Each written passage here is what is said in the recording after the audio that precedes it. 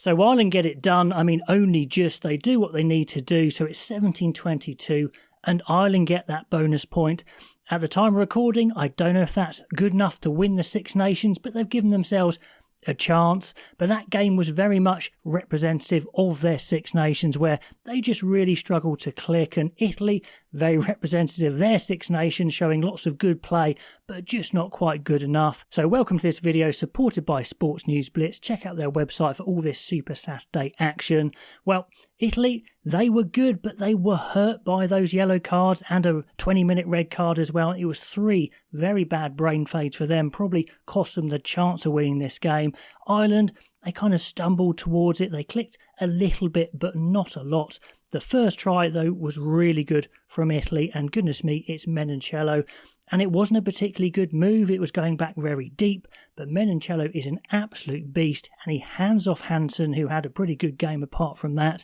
He accelerates through, gets the offload, beats Ringrose as well, who looks a bit ring rusty, I would say, and it's a lovely grubber from Garbisi, and Montiuani chases and takes it for a great try. So take a bow, Menoncello. That's 7-0 from the off, and we have a game, and it takes about 20 minutes for Ireland to really get going. The first good entry is from a monster box kick from Gibson Park, and Allen makes a mess of it. We also had a nasty shoulder dislocation for the Harlequin Dino Lamb. Italy lost 3 of their forwards pretty early on, which probably didn't help towards the end of the game.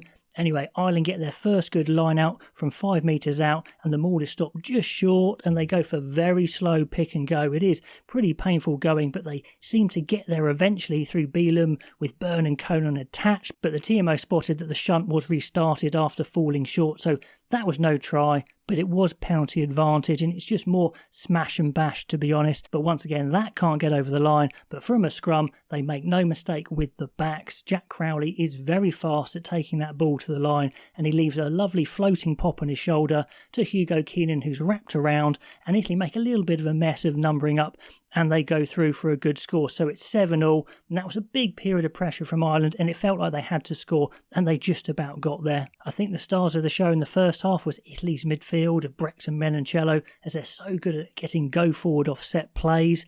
James Lowe is starting to hover in the passing lanes as he wants to get those intercepts, and he got one and nearly got another one, but James Ryan fumbles, and he knocks on quite a few. Not a good game from James Ryan, to be honest, getting the start over McCarthy, and Joe McCarthy came on and I thought really added some good power to the game. So I think McCarthy maybe proved a bit of a point there. On the half hour, Italian scrum half Paz Rayo can't believe that Gibson Park drifts off him from a midfield scrum, so he just bursts straight through, but Italy just can't get that killer pass there, and they probably should be up by more, although they are up just a minute later through a nice long penalty from Allen, so it's 10-7. Crowley again showing some decent pace with a nice wraparound this time, but again it's a bit of a fumble there, obstruction this time from Doris as he runs into his own player, so they're just spoiling some good build-up, our Ireland. And also a note on the ref, who was really good. Luke Pearce is a class ref, communicates clearly but lets the game flow, but he has a tight control. I think it really is good, and it's good to praise refs when they do well. But then the first brain fade as Lamoureux just can't help himself, slapping the ball when he's off his feet, so it's an easy yellow, and Ireland get the try when Italy are down obviously a man, and it's through them all. It is 10-12. And it's a terrible conversion attempt from Crowley. Some of his kicking is a bit odd. He does slice it off or hook it off to the left, shall we say. So it's 10-12 at half-time. Ireland just about ahead. It's a pretty messy start to the second half by Ireland, and James Ryan so should have scored as he gets the ball with no one marking him out wide on the left. He kind of rolls to place it, and Italy just fly in, knees and hands. Goodness knows what happened, but Ryan can't get it down. You could have probably called it many different ways, but Pearce just goes common sense. Let's go to the penalty advantage, and Ireland score anyway. Tyke Furlan's come on. He looks really fit, so that's great news for him and the Lions, him for the Lions as well. Good maul try. So that puts Ireland comfortably ahead for the first time. It is 10-17.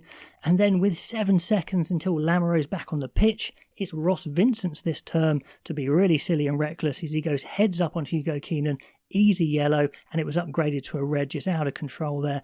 Not good from Vincent. Now, Ireland just seems to be clicking a bit more in attack, but starman Menoncello hammers Caelan Doris, dislodging the ball, and the next Menoncello touch is pure class as he bursts through Gary Ringrose. Menoncello is world class, no doubt. Now, like I said, Ireland just starting to click a bit more. McCarthy putting himself about, and Keenan looks like he's in for his second try, but the TMO spots Doris flicking the ball forward, which it was. So no bonus point yet, but the momentum has shifted towards Ireland up against 14 men, and they get the try. It's Gibson Park, and this one's a lovely opportunist try as Gibson Park spots a crossfield kick on to Hansen, who takes it and flicks it back in one movement. Quality move to Sheehan for his hat trick. So good stuff from Sheehan and Hansen and Gibson Park. So that is 10-22 and the bonus point. But it just looks like Italy are sunk, and then Kapawatsu puts a stunning spurt of acceleration from a flick pass to get away from Ringrose again. Not the best game for Ringrose coming back into the team. It's a horrible bounce, to be fair, for Hansen, and the kick goes to Varney for the touchdown. So pure pace is always dangerous. Good conversion from Allen, and Italy are back in it, 17-22, and Italy get back to 15 players. It's raining, it's a bit greasy, so the rest of the game isn't amazing. James Lowe looks like he's created a try, but he's a millimetre in touch, supposedly. So that was a tough call. And I think it's right that the match ends with Ireland just about winning, and then a silly yellow again, this time from Nicotera, really seals it. So 17-22, Ireland do enough to give themselves a chance, but really sums up their tournament. I don't think they think they're going to win it at the time of recording. I don't know if it's good enough or not, but let me know what you think of that game down below, and I'll catch you next time.